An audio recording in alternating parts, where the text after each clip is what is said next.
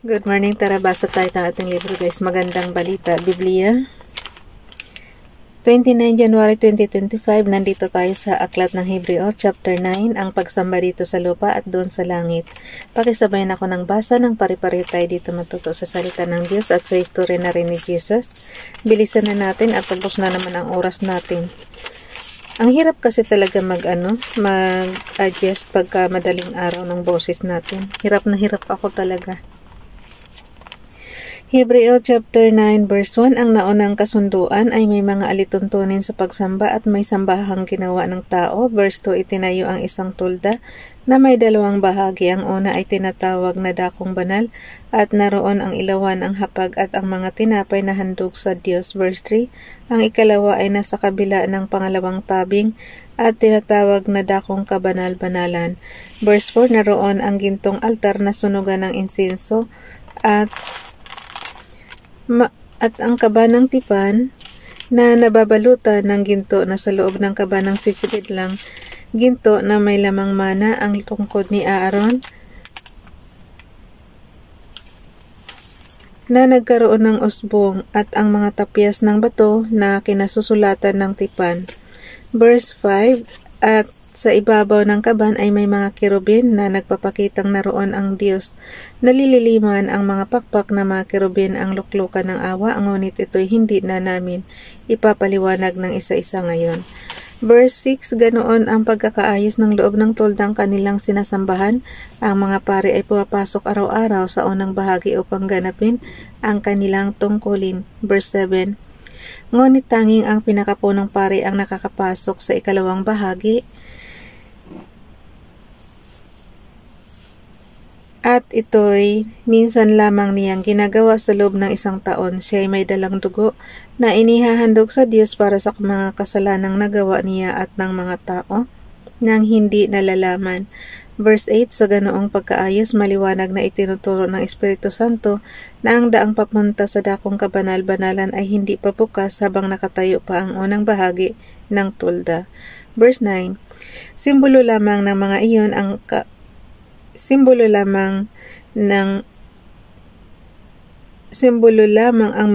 yung verse 9 guys. Simbolo lamang ang mga iyon at ang kahulugan nito ay ang kasalukuyang panahon. Ang mga kaloob at mga handog na inialay ay hindi nagpapabanal sa mga sumasamba roon. Verse 10, ang paglilinis nila ay nauuko lamang sa pagkain at inumin at sa iba't ibang uri ng paglilinis. Mga alituntuning panlabas na iiral hanggang sa baguhin ng Diyos ang lahat ng bagay. Verse 11, ngunit dumating na si Kristo, ang pinakapunong pari ng mabubuting bagay na narito na, at siya naglilingkod doon sa sambahang higit na dakila, walang katulad at hindi ginawa ng tao. Ang sambahang ito ay hindi sa sanlibutang ito. Verse 12, minsan lamang pumasok si Kristo sa dakong kabanal-banalan at iyo'y sapat na. Hindi dugo ng mga kambing at goya ang kanyang inihandog, kundi ang sarili niyang dugo para mapatawad tayo sa ating mga kasalanan magpakailanman. Verse 13, kung ang dugo ng mga kambing at toro at ang abo ng dumalagang baka ang iwiniwisik na sa mga taong itinuturing na marumi upang sila'y luminis ayon sa kautusan. Verse 14, higit ang nagagawa ng dugo ni Kristo sa pamamagitan ng walang hanggang espiritu. Inialay niya sa Diyos ang kanyang sarili bilang handog na walang kapintasan. Ang kanyang dugo ang lumilinis sa ating puso't isipan sa mga gawaing walang kabuluhan upang tayo makapaglingkod sa Diyos na buhay. Verse 15, kaya nga si Kristo ang tagapamagitan ng bagong kasunduan, sa pamamagitan ng kanyang kamatayan ipinatawad ang paglabag ng mga tao noong sila'y nasa ilalim pa ng naunang kasunduan. Dahil dito, makakamtan ng mga tinawag ng Diyos ang walang hanggang pagpapala na kanyang ipinangako. Verse 16, kapag may testamento, kailangang mapatnunayang patay na ang gumawa niyon. Verse 17, sapagkat ang testamento ay walang bisa habang buhay pa ang gumawa. Magkakabisa lamang iyon kapag siya namatay na. Verse 18, maging ang naunang kasunduan ay hindi pinagtibay kung hindi sa pamamagitan ng dugo ng mga hayop na inihandog. Verse 19, matapos ipahayag ni Moises sa mga tao ang bawat alituntunin sa kautusan, kinuha niya ang dugo ng mga baka at ng mga kambing at hinaluan niya iyon ng tubig. Kumuha siya ng pulang lana at sanga ng hisopo at isinawsaw iyon sa dugong may halong tubig. Winisakan ang aklat ng kautusan at ang mga tao. Verse 20, kasabay nito'y kanyang sinabi, ito ang dugong nagpapatibay sa tipan na ibinigay ng Diyos at ipinapatupad sa inyo. Verse 21, winisikan din niya ng dugo, ang tolda at ang mga kagamitan sa pagsamba. Verse 22, ayon sa kautusan, halos lahat ng bagay ay nililinis sa pamamagitan ng dugo at walang kapatawaran ng kasalanan kung hindi sa pamamagitan ng pag-aalay ng dugo. Ini-imagine ko guys, parang ang dumi-dumi na ng kagamitan, puro na wisik ng dugo. Imagination ko lang yun ha. Kapatawaran ng kasalanan sa pamamagitan ng kamatayan ni Kristo. Verse 23, ang mga bagay sa sambahang, kasi diba guys, pag nawisikan nga lang tayo ng talsik ng dugo, parang ang dumi-dumi na diba? Inaano natin. How much more yan, talagang winiwisikan nila. Kapatawaran ng kasalanan sa pamamagitan ng kamatayan ni Kristo. Hebreo chapter 9 verse 23. Ang mga bagay na sa sambahang iyon ay larawan lamang ng mga nasa langit at kinakailangang linisin sa pamamagitan ng mga handog. Ngunit higit na mabubuting handog ang kinakailangan sa paglilinis ng mga bagay sa sambahang nasa langit. Verse 24, sapagkat si Kristo ay hindi pumasok sa isang dakong banal na ginawa ng tao at larawan lamang ng tunay. Sa langit mismo siya pumasok at ngayon nasa harap na siya ng Diyos at namamagitan para sa atin. Verse 25, ang pinakapunong pari ng mga Hudyo ay pumapasok sa dakong banal taon-taon na may dalang dugo ng mga hayop, ngunit si Kristo ay minsan lamang pumasok upang ihandog ang kanyang sarili. Verse 26, kung hindi gayon, kailangan sanang paulit-ulit na siya namatay mula pa ng likhain ang sanlibutan. Subalit, minsan lamang siyang nagpakita, ngayong magtatapos na ang panahon upang pawiin ang kasalanan sa pamamagitan ng handog na kanyang inialay. Verse 27, itinakda sa mga tao na sila'y minsang mamamatay at pagkatapos ay ang paghuhukom. Verse 28, gayon din naman si Kristo ay minsang inihandog upang pawiin ang mga kasalanan ng mga tao. Siya'y muling darating, hindi upang muling ihandog dahil sa kasalanan, kundi upang iligtas ang mga naghihintay sa Kanya. Hebreo chapter 10 verse 1, ang kautusan ay anino lamang at hindi lubos na naglalarawan ng mabubuting bagay na darating, hindi ito nagpapabanal sa mga lumalapit sa Diyos sa pamamagitan ng mga handog na iniaalay taon-taon. Verse 2, kung napatawad na nga ang mga lumalapit sa Diyos sa pamamagitan ng ganoong mga handog, wala na sana silang dapat alalahanin at hindi na sila kailangan mag-alay pang muli. Verse 3, ngunit ang mga alay na ito ang nagpapagunita sa mga tao ng kanilang mga kasalanan taon-taon. Verse 4, sapagkat ang dugo ng mga toro at mga kambing ay hindi makakapawi na mga kasalanan. Verse 5 to 6, dahil diyan nang si Kristo na parito sa daigdig, sinabi niya sa Diyos, ang mga pang-alay pati mga handog at ang mga hayop na handang sunugin, hindi mo na ibig isa dambana dalhin, hindi mo kinalugdan ang mga handog na sinusunog at ang mga handog upang pawiin ang kasalanan. Kaya't inihanda mo ang aking katawan upang maging handog. Verse 7, kaya't sinabi ko, ako'y narito o Diyos upang sundin. Verse 7 guys. Pakisabayan ako ng basa. Hebreo chapter 10 verse 7, kaya't sinabi ko, ako'y narito o Diyos upang sundin ang iyong kalooban ayon sa sinasabi ng kasulatan tungkol sa akin. Verse 8, sinabi mo na niya, hindi mo ninais o kinalugdan ang mga alay at handog na hayop, mga handog na susunugin at mga handog dahil sa kasalanan, kahit ito'y inihahandog ayon sa kautusan. Verse 9, sa kaniya idinugtong, ako'y narito upang sundin ang iyong kalooban. Sa ganitong paraan, inalis nga ng Diyos ang unang handog at pinalitan ng handog ni Kristo. Verse 10, at dahil sinunod niya ang kalooban ng Diyos, tayo ay ginawang banal ni Hesukristo sa pamamagitan ng minsanan at sapat na paghahandog ng kanyang sarili. Verse 11, bawat pari ay naglilingkod araw-araw at naghahandog ng ganoon ding mga handog, subalit ang mga iyon ay hindi naman nakakapawi ng kasalanan. Verse 12, ngunit si Kristo ay minsan lamang naghandog para sa mga kasalanan at pagkatapos ay umupo na sa kanan ng Diyos.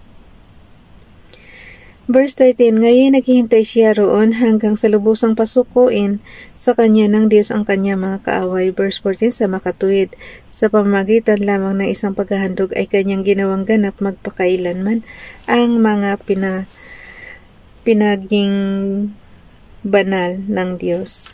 Verse 15, ang Espiritu Santo ay nagpapatotoo rin sa atin tungkol dito. Sinabi niya, verse 16, ganito ang gagawin kong kasunduan sa kanila pagdating ng mga araw na iyon, sabi ng Panginoon, itatanim ko sa kanilang puso ang aking mga utos at isusulat ko ang mga iyon sa kanilang mga isip. Verse 17, pagkatapos ay sinabi pa niya, kalilimutan ko na ang kanilang mga kasalanan at kasamaan.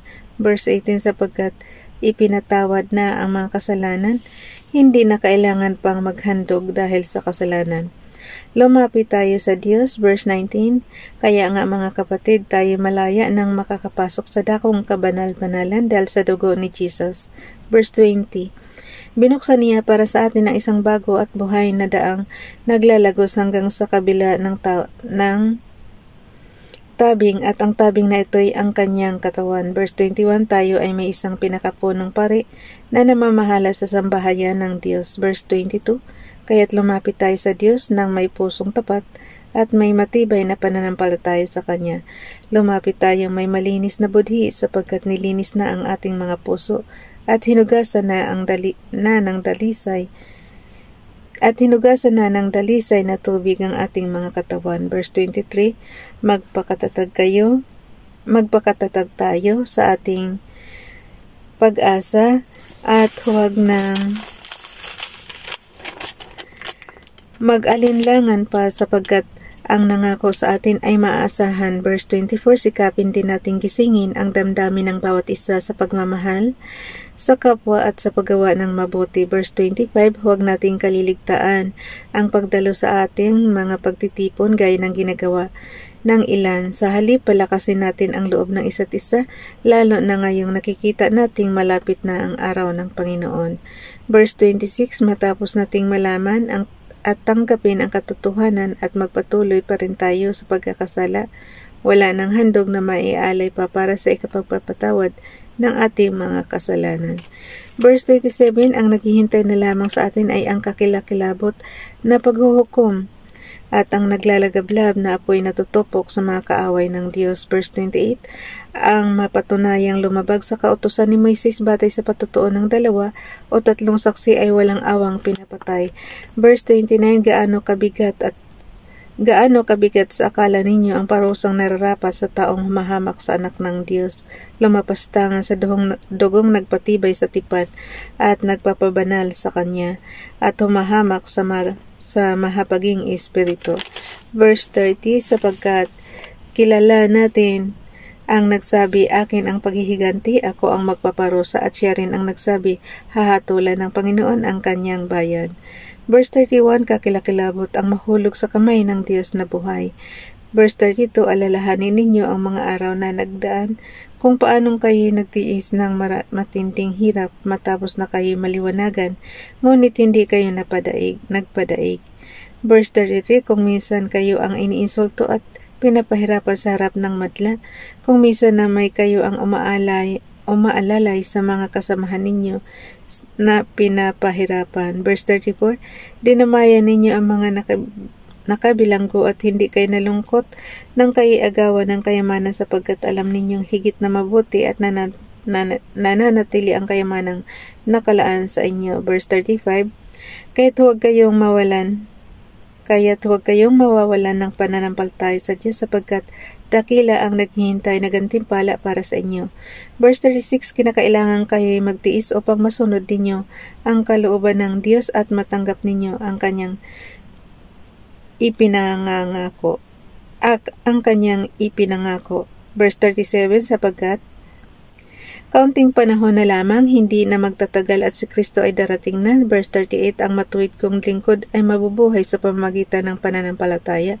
Ngunit kung siya tatalikod, hindi ko siya kalulugdan. Verse 39, Hebreo chapter 10 verse 39, ngunit Hindi tayo kabilang sa mga tumatalikod at napapahama kundi sa mga sumasampalataya sa Diyos at naliligtas. Ang pananampalataya sa Diyos, Hebreo chapter 11 verse 1, ang pananampalataya ay pagtitiwala na mangyayari ang ating mga inaasahan at katiyakan tungkol sa mga bagay na hindi nakikita. Verse 2, Kinalugdan ng Diyos ang mga tao noong una dahil sa kanilang pananampalataya sa Kanya. Verse 3, dahil sa pananampalataya, nauunawaan natin na ang sanlibutan ay nilalang sa pamamagitan ng salita ng Diyos at ang mga bagay na nakikita ay mula sa mga hindi nakikita. Verse 4, dahil sa pananampalataya sa Diyos, si Abel ay nag-alay ng mas mabuting handog kaysa inihandog ni Cain. Kaya naman si Abel ay kinilalang matuwid nang tanggapin ng Diyos ang kanyang handog kahit patay na siya. Nagsasalita pa siya sa pamamagitan ng kanyang pananampalataya sa Diyos. Verse 5, dahil sa pananampalataya sa Diyos, si Enoch ay hindi nakaranas ng kamatayan. Hindi na siya nakita sapagkat kinuha siya ng Diyos. Sinasabi sa kasulatan na si Enoch ay naging kalugod-lugod bago siya kinuha ng Diyos. Verse 6, kung hindi tayo sumasampalataya sa Diyos, hindi natin siya mabibigyang kaluguran sapagkat ang sinumang lumalapit sa Diyos ay dapat sumampalatayang may Diyos na nagbibigay ng gantimpala sa mga nananalig sa Kanya. Ulitin ko yung verse 6 guys. Hebreo chapter 11 verse 6. Kung hindi tayo sumasampalataya sa Diyos, hindi natin siya mabibigyang kaluguran sapagkat ang sino mang lumalapit sa Diyos ay dapat sumampalatayang may Diyos na nagbibigay ng gantimpala sa mga nananalig sa Kanya. Verse 7, dahil sa pananampalataya, pinakinggan ni Noe ang babala ng Diyos tungkol sa mga bagay na mangyayari ngunit hindi pa niya nakikita. Gumawa siya ng isang malaking barko upang siya at ang kanyang pamilya ay maligtas. Sa pamamagitan nito'y nahatulan ang sanlibutan ngunit si Noe ay ibinilang na matuwid dahil sa kanyang pananampalataya sa Diyos.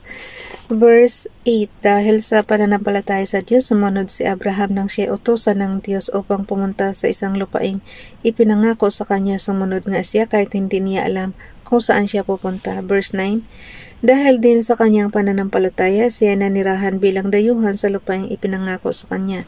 Mga tulda ang naging tirahan niya, gayon din sina Isaac at Jacob, na tumanggap din naman ng pangakong katulad niya. Verse 10, sapagkat matapat na hinihintay ni Abraham ang isang lungsod na Diyos mismo ang nagplano at nagtatag. Verse 11, dahil din sa pananampalataya ni Abraham ay nagkaroon ng kakayahang maging ama kahit na siya matanda na at kahit si Sarah ay hindi na maaaring magkaanak pa.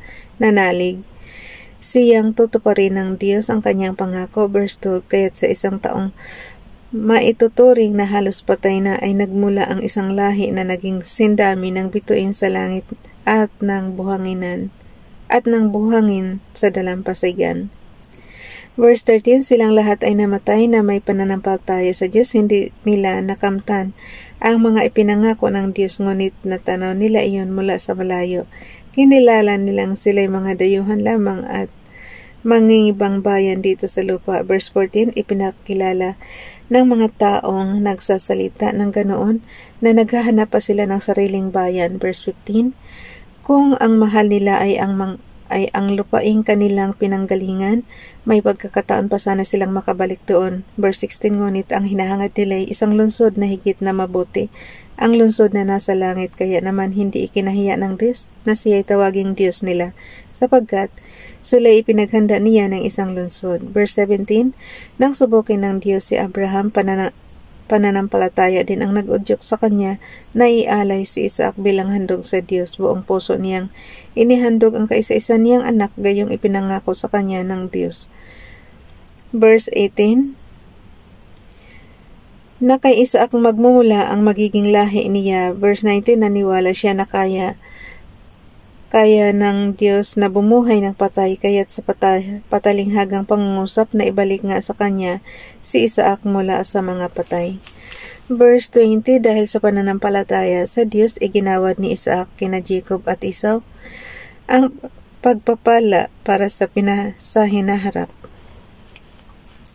Verse 21, dahil sa pananampalataya sa Diyos, iginawad ni Jacob ang pagpapala sa dalawang anak ni Jose bago siya namatay. Humawak siya sa kanyang tungkod at sumamba sa Diyos. Verse 22, dahil sa pananampalataya sa Diyos, sinabi ni Jose nang siya ay malapit nang mamatay na makakaalis sa Ehipto ang mga Israelita at ipinagbilin sa kanila na dalhin ang kanyang mga buto sa kanilang pag-alis. Verse 23, dahil sa pananampalataya sa Diyos, ang mga magulang ni Moises ay hindi natakot na sumuway sa utos ng hari. Nang makita nilang maganda ang sanggol, itinago nila ito sa loob ng 3 buwan. Verse 24, dahil sa pananampalataya sa Diyos, tumanggi si Moises na siya mayroon ng sapat na gulang na tawagin siyang anak ng prinsesang anak ng hari. Verse 25, inibig pa niyang makihati sa kaapihang dinaranas ng bayan ng Diyos kaysa magtamasa ng mga panandaliang aliw ng mundong ito na dulot ng kasalanan. Verse 26, itinuring niyang higit na mahalaga ang pagtitiis sa hirap dahil sa Mesiyas kaysa ang mga kayamanan ng Ehipto, sapagkat nakatuon ang kanyang paningin sa mga gantimpala sa hinaharap. Verse 27, ang pananampalataya din sa Diyos ang nag-udyok kay Moises na lisanin ang Ehipto kahit magalit ang hari. Matatag ang kanyang kalooban sapagkat para niyang nakita ang Diyos. Verse 28, dahil din sa pananampalataya na iyan, itinatag niya ang Paskwa at iniutos sa mga Israelita na pahiran ng dugo ang pintuan ng kanilang mga bahay upang huwag patayin ng anghel na mamumuksa ang kanilang mga panganay. Verse 29, dahil sa pananampalataya sa Diyos, nakatawid ang mga Israelita sa dagat na pula na parang lumakad sa tuyong lupa, samantalang nalunod naman ang mga Ehipsyo nang ang mga ito'y tumawid. Verse 30, dahil sa pananampalataya ng mga Israelita sa Diyos, gumuho ang pader ng Jericho matapos nilang ligirin ito ng 7 araw. Verse 31, dahil sa pananampalataya sa Diyos,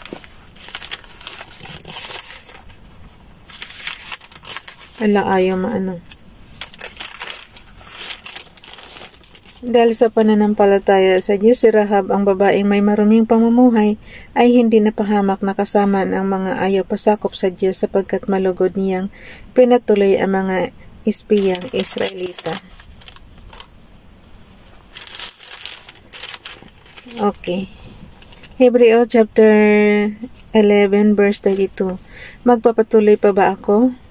Kulang ang panahon para maisalaysay ko ang tungkol kina Gideon, Barak, Samson, Jephe, David, Samuel at mga propeta. Verse 33, dahil sa pananampalataya nila sa Diyos, nagwagi sila laban sa mga kaharian, namuhay sila ng matuwid at nagkamit ng mga ipinangako ng Diyos. Napaamon nila ang mga leon. Verse 34, napatay ang naglalagablab na apoy at nakaligtas sila sa tiyak na kamatayan. Sila'y mahihina ngunit binigyan ng lakas upang maging magiting sa digmaan. Kaya't natalo ang hukbo ng mga dayuhan. Verse 35, dahil sa pananampalataya sa Diyos, ibinalik sa ilang mga babae ang kanilang mga mahal sa buhay na namatay matapos ang mga ito'y buhayin muli. May mga tumangging sila'y palayain sapagkat pinili nila ang mamatay sa pahirap upang sila'y muling buhayin at magtamo ng mas mabuting buhay. Verse 36, mayroon namang hinamak at hinagupit at mayroon ding ibinalanggong nakakadina.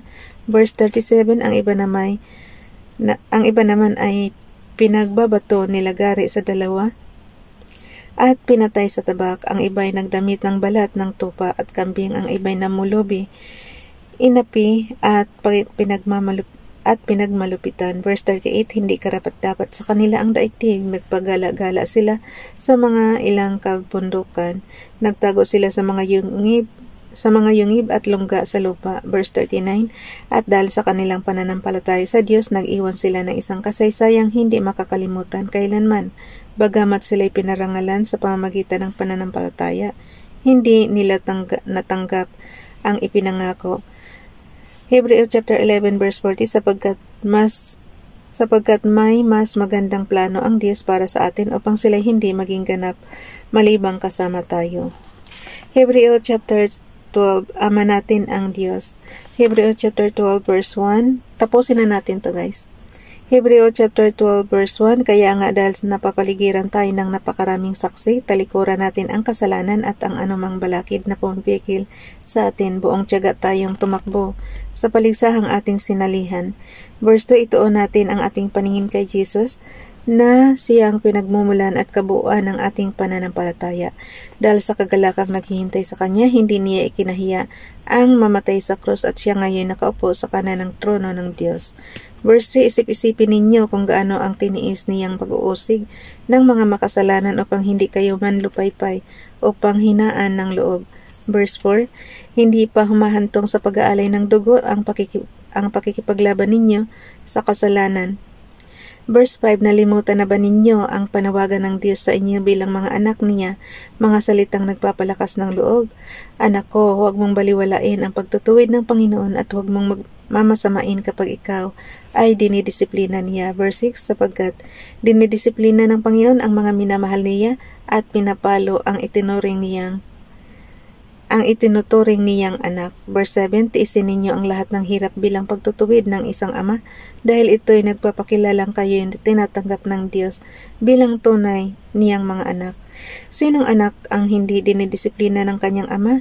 Verse 8, kung ang pagdidisiplina na ginagawa sa lahat ng anak ay hindi gagawin sa inyo, hindi kayo tunay na mga anak, kundi kayo'y mga anak sa labas. Verse 9, hindi ba't dinidisiplina tayo ng ating mga magulang at dahil diyan ay iginagalang natin sila?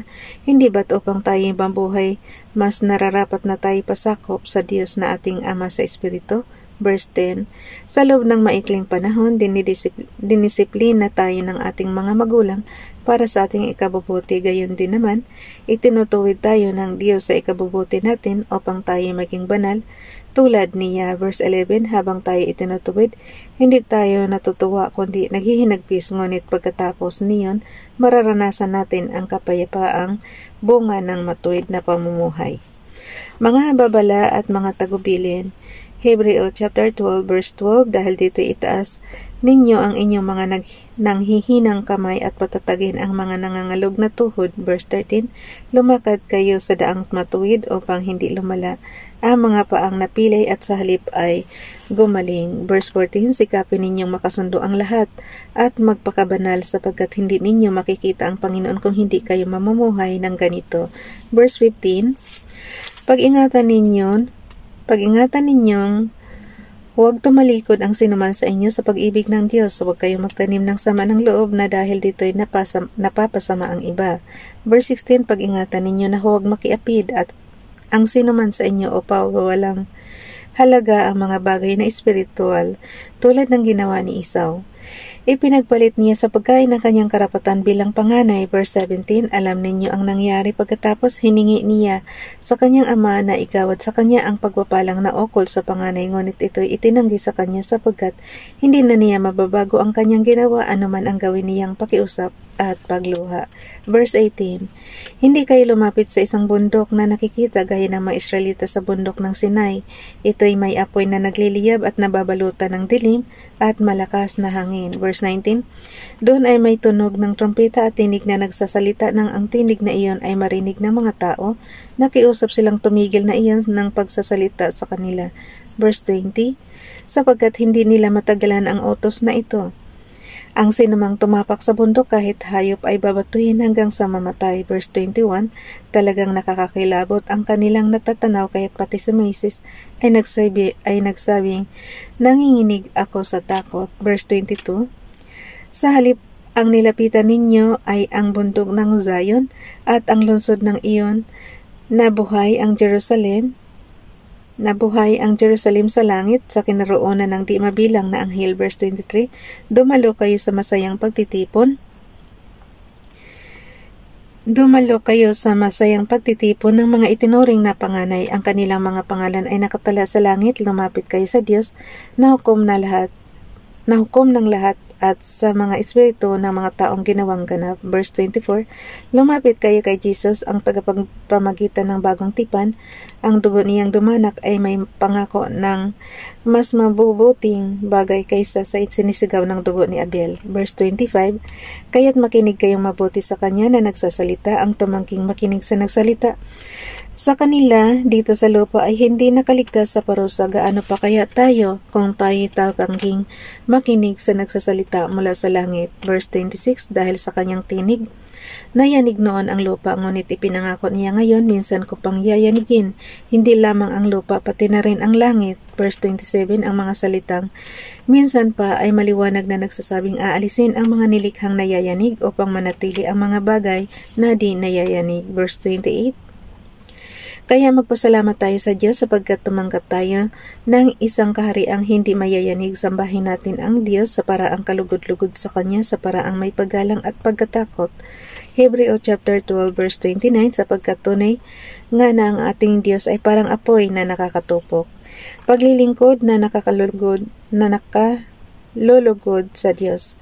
Hebreo chapter 13 verse 1, patuloy kayong magmahalan bilang magkakapatid kay Kristo. Verse 2, palaging maging bukas ang inyong pinto sa mga taga-ibang bayan, lingid sa kanilang kaalaman, may ilang nakapagpatuloy na ng mga anghel. Verse 3, alalahanin ninyo ang mga nakabilanggo na parang kayo'y nakabilanggo rin kasama nila. Damayan rin ninyo ang mga pinagmamalupitan na parang kayo'y dumaranas din ng ganoon. Verse 4, dapat igalang ng lahat ang pagsasama ng mag-asawa at maging tapat kayo sa isa't isa, sapagkat hatulan ng Diyos ang mga nakikiapid at nangangalunya. Verse 5, huwag kayong magmukhang pera. Guys, verse 5. Huwag kayong Hebreo chapter 13 verse 5, huwag kayong magmukhang pera at masiyahan na kayo sa anumang nasa inyo, sapagkat sinabi ng Diyos, hindi kita iiwan ni pababayaan man. Verse 6, kaya't buong tapang nating masasabi, ang Panginoon ang tumulong sa akin, hindi ako matatakot. Ano ang magagawa sa akin ng tao? Verse 7, kaya ako natawa guys kasi marami sa atin mukha talagang pera.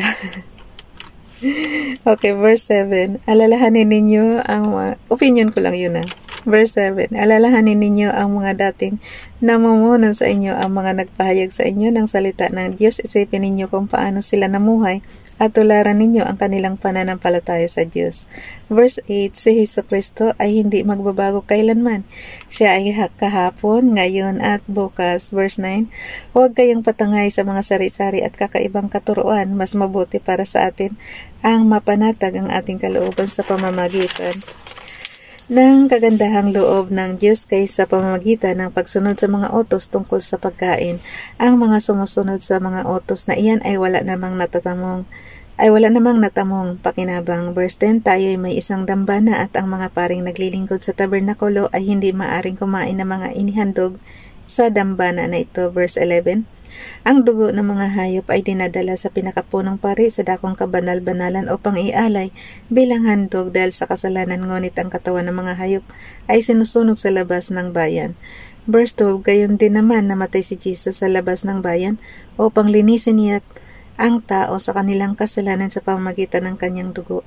Verse 13, kaya't pumunta tayo sa kanya sa labas ng bayan at magtiis din ng kahirapang kanyang tiniis. Verse 14, sapagkat hindi rito sa lupa ang tunay na bayan natin at ang hinahanap natin ay ang bayang darating. Verse 15, kaya't lagi tayong mag-alay ng papuri bilang handog sa Diyos sa pamamagitan ni Jesus, papuring nagpapahayag ng ating pagkilala sa kanyang pangalan. Verse 16, at huwag nating kaligtaan ang paggawa ng mabuti at ang pagtulong sa kapwa, sapagkat iyan ang alay na kinalulugdan ng Diyos. Verse 17, pasakop kayo at sumunod sa mga namamahala sa inyo. Sila'y may pananagutang mga laga sa inyo at mananagot sila sa Diyos o kultiyan. Kung sila'y susundin ninyo, magagalak sila sa pagtupad ng kanilang tungkulin. Kung hindi, sila'y mamimighati at hindi ito makakabuti sa inyo. Hebreo chapter 13 verse 18, ipanalangin ninyo kami, nakakatiyak kaming malinis ang aming budhi at hinahangad naming mabuhay ng matuwid sa lahat ng panahon. Verse 19, higit sa lahat hinihiling kong ipanalangin ninyo na ako'y makabalik agad sa inyo. Panalangin, Hebreo chapter 13 verse 20. Ang Diyos na pinagmula ng kapayapaan na siyang muling bumuhay sa ating Panginoong Jesus na dakilang pastol ng mga tupa dahil sa kanyang dugo ang nagpatibay sa walang hanggang tipan. Verse 21, naway ipagkaloob niya sa inyo ang lahat ng kailangan ninyo upang maisagawa ang kanyang kalooban at sa pamamagitan ni Jesucristo ay gawin niya sa atin ang nakalulugod sa Kanya. Papurihan nawa si Kristo magpakailanman. Amin. Panghuling pangungusap. Hebreo chapter 13 verse 22. Mga kapatid, verse 13 guys. Chapter 13. Ulitin ko ha. Panghuling pangungusap, Hebreo chapter 13 verse 22. Mga kapatid, hinihiling ko na pakinggan ninyong mabuti ang mga sinasabi ko sapagkat maikli lang naman ang sulat na ito. Verse 23, nais ko ring malaman ninyo na nakalaya na ang ating kapatid na si Timoteo at kung darating siya agad, isasama ko siya pagpunta ko riyan. Verse 24, ikumusta ninyo kami sa mga namumuno sa inyo at sa lahat ng kapatid. Kinukumusta kayo ng mga kapatid sa Italia. Hebreo chapter 13 verse 25, naway sumainyong lahat ang pagpapala ng Diyos. Bukas na itong aklat, ang sulat ni Santiago guys. Bye everyone. God bless.